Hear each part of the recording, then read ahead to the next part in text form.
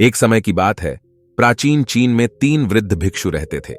उनके नाम आज याद नहीं किए जाते, केवल इसलिए कि उन्होंने कभी भी उन्हें किसी के सामने प्रकट नहीं किया।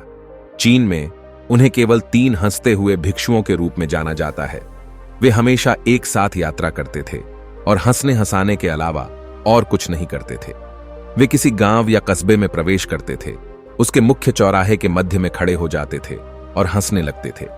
धीरे धीरे लेकिन निश्चित रूप से वहां रहने वाले और काम करने वाले लोग और राहगीर विरोध नहीं कर सके और उन्हें भी हंसना पड़ा, जब तक हंसने वाली एक छोटी सी भीड़ नहीं बन गई और अंततः हंसी पूरे गांव या शहर में फैल गई। यही वह क्षण था जब 3 बूढ़े भिक्षु अगले गांव की ओर चले गए। उनकी हंसी ही उनकी एकमात्र प्रार्थना थी। उनकी सारी शिक्षाएं, क्योंकि वे कभी किसी से बात नहीं करते थे, उन्होंने बस वह स्थिति पैदा कर दी। पूरे चीन में उन्हें प्यार और सम्मान दिया जाता था। लोगों ने ऐसे आध्यात्मिक गुरुओं को पहले या बाद में कभी नहीं जाना था। वे यह संदेश देते प्रतीत हुए कि जीवन को केवल हंसने के एक महान अवसर के रूप में लिया जाना चाहिए, जैसे कि उन्होंने कोई लौकिक मजाक खोज लिया हो। इसलिए वे कई वर्षों तक यात्रा करते रहे और हंसते रहे, पूरे चीन में खुशी और खुशी फैलाते रहे। एक दिन तक उत्तरी प्रांत के एक विशेष गांव में रहते हुए उनमें से एक की मृत्यु हो गई। लोग स्तब्ध रह गए और दिन भर के लिए खेतों को खाली छोड़कर दूर से दौड़ते हुए आए, केवल इस नाटकीय घटना पर अन्य 2 भिक्षुओं की प्रतिक्रिया देखने के लिए।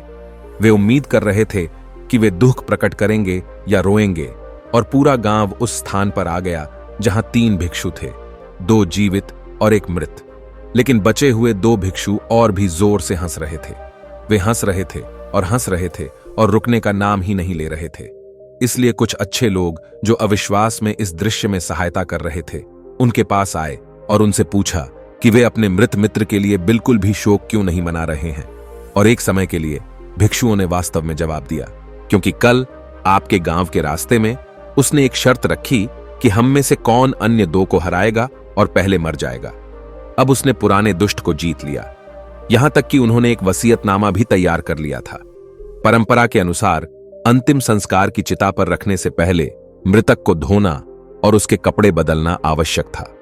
लेकिन बूढ़े ने स्पष्ट रूप से उस पर पुराने कपड़े छोड़ने के लिए कहा था, क्योंकि वह एक दिन के लिए भी गंदा नहीं हुआ था।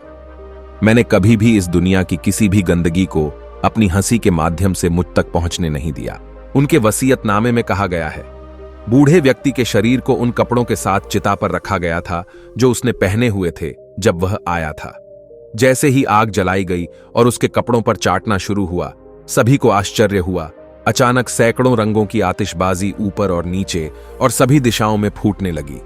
अंत में वहां एकत्र हुए लोग भी दोनों बुद्धिमान व्यक्तियों की हंसी में शामिल हो गए।